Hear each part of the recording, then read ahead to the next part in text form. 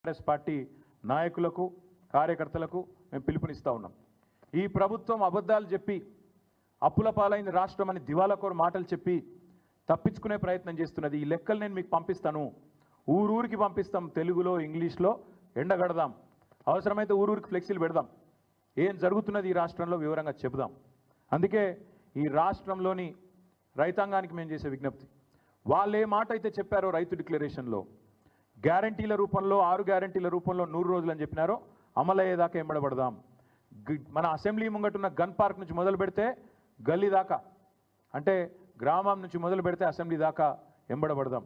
ఢిల్లీలో రాజ్యసభ సభ్యులు ఉన్నారు, పార్లమెంట్లో వాళ్ళు కూడా ఎంబడబడతారు. కాంగ్రెస్ పార్టీ మాట నిలబెట్టుకోవాలని అక్కడ వారు కూడా గర్జిస్తారు. ప్రతి ఎకరానికి మీరే చెప్పారు 2 పంటలకు 15,000 ఇస్తామన్నారు. 15,000 ఇచ్చి తీరాల్సిందే.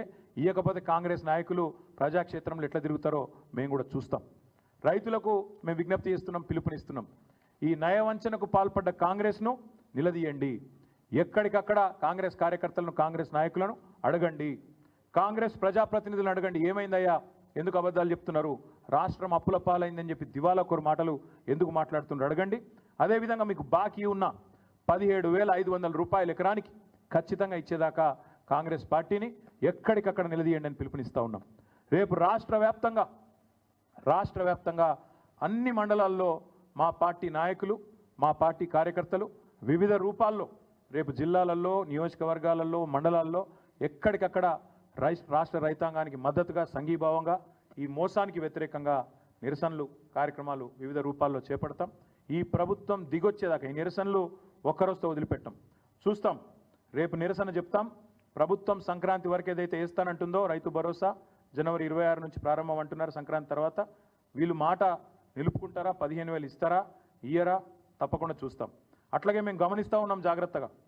పత్తి రైతును మోసం చేసే ప్రయత్నం, కంది రైతులను మోసం చేసే ప్రయత్నం, ఎవరైతే లాంగ్ డ్యూరేషన్ క్రాప్స్ చేసే రైతులు ఉన్నారో 6-7 నెలల పంట, రెండో పంట వేసుకోవడానికి అవకాశం లేని వాళ్ళని మోసం చేస్తారా, వాళ్ళకు కూడా ఇస్తారా చూస్తాం. నిన్న మొన్నటిదాకా ప్రమాణపత్రం ఇవ్వాలి రైతులు అన్నారు. మరి ప్రమాణపత్రం అడుగుతారా లేదా యథావిధిగా వేస్తారా అది కూడా గమనిస్తాం.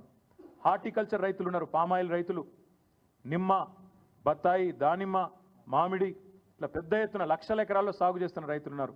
వాళ్ళకు కూడా ఇస్తారా, ఇయ్యరా చూస్తాం. ఉద్యోగస్తులకు ఇయ్యమని చెప్పి కోతలు పెట్టే ప్రయత్నం చేస్తూ ఉన్నారు. ఉద్యోగస్తులకు భూమితోని సంబంధాన్ని తెంపే ప్రయత్నం చేస్తున్నారు. దాన్ని కూడా తప్పకుండా కనిపెట్టుకుంటాం. వారికి కూడా ఖచ్చితంగా ఇవ్వాలని చెప్పి మేము డిమాండ్ చేస్తూ ఉన్నాం. ఎందుకు చెప్తున్నా ఈ మాట అంటే ఆవేదనతో. ఈ పథకం ప్రపంచ చరిత్రలో కాదు, ఎక్కడ కూడా ఏ నాయకుడు